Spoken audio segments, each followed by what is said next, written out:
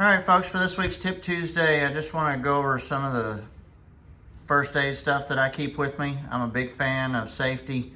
I'm a big fan of being safe and being prepared. These are all of my first aid kits. Well, not all of them, but these are the different versions of the first aid kits that I keep with me. And I am an EMT basic. I am certified as an EMT basic. I'm TCCC trained, and I do go to continuing ed classes, so I have been trained to use all this stuff. This is my IFAK individual first aid kit. This is just a little bit bigger version of this, and then in this big bag, it's a bigger version of both the IFAK and this other kit. And this one also has dog meds. When I go and track, or when Gus is after, trailing a wounded animal or something like this, I like to have this with me because it's got a bunch of dog meds. And, he can get hurt by the animal that he's tracking, or he can just get, cactus in his eye or anything like that. So anytime we're roaming around out in the woods, I'm a big fan of being prepared and being safe. Over the summer while people are traveling, I think it's a great idea to have something like this little IFAK in your car. If you want to get something bigger, something like this works great, but all of my IFAKs are set up the same. I use this at the gun range. I have the exact same kit, not in this little pouch, but I have the exact same kit in my backpack. And all of my IFAKs are set up the same, because when the crap hits the fan, it's not going to be your best day, and you may not be able to see. It may be dark. You may be blinded by whatever.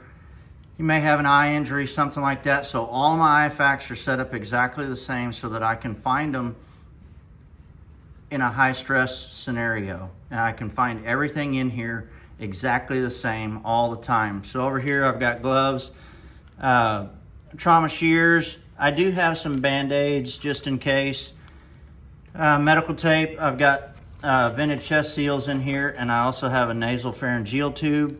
Here I've got 2 tourniquets. And when you're purchasing tourniquets, buy them from a reputable source. Don't buy them from some cheap place online or whatever. Buy them from a reputable source, because when you need these tourniquets, you don't want this windlass right here breaking, and you want your tourniquets to work when you need them. They're very, very important, and a lot of the cheap ones, the windlass breaks, tourniquets don't work, and that's a bad deal. I've also got some quick clot or combat gauze. This is a pressure dressing. Here I've got a triangular bandage as well as some of that self-adhering wrap.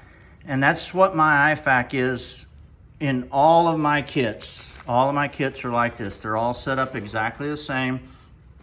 This little pouch is cool because it fits on your belt at the range, and you can Velcro this off. So if it's Velcroed, if it's on your belt and you got to unvelcro it to get it, you've got it in a hurry. This kit's a little bit bigger, so you can carry a little bit more stuff. I've got one of those splints, some eye wash. I've got more vented chest seals. I've got more quick clot, more self-adhering wrap.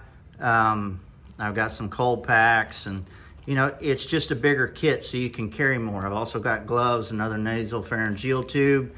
And then, like I said, this big one has even more, and it's got meds for Gus as well. Oral and injectable diphenhydramine, steroids, antibiotics. I've got staple guns, I've got suture kits, I've got eye wash, all kinds of stuff like that. So to me, it's a pretty big consideration when you're getting ready to go hunting. Does the person you're hunting with have any kind of medical training, or are you prepared? Because you need to be prepared to self-rescue if something happens. And, people think, oh, we're just going on an axis hunt in the hill country. Well, like I said, the ranch that I'm hunting axis on this summer, it's only about 35 minutes outside of Kerrville. But if something happens, you got to remember, in a trauma scenario, 30 minutes can be life and death, or an hour for sure. So just kind of keep that in mind. I mean, luckily we've got cell service out at the ranch finally. They put in a cell tower last year, and we've got good cell service, but still, I'm a fan of having more and not needing it versus needing it and not having it. So that's how I keep my first aid stuff set up, my IFAKs. I don't carry a whole lot for blisters and bee stings, although I do have an EpiPen. You know, stuff like that. I don't carry a whole lot of that kind of stuff because that's not life and death. In a trauma scenario, you need this stuff, but you also need to be trained to use it. You shouldn't be using any of this stuff if you haven't been trained. And at least in Texas, as long as you've been trained, the Good Samaritan law protects you if for some reason something happens to the person you're working on. But again, it's better to have it and not need it than vice versa. So anyhow, if y'all have any questions, comments, need any help with anything, or trying to figure out where to get some of this stuff, just let me know. I'll be happy to help you out. So hope that helps. Y'all stay safe while everyone's traveling this summer. Take care. Adios.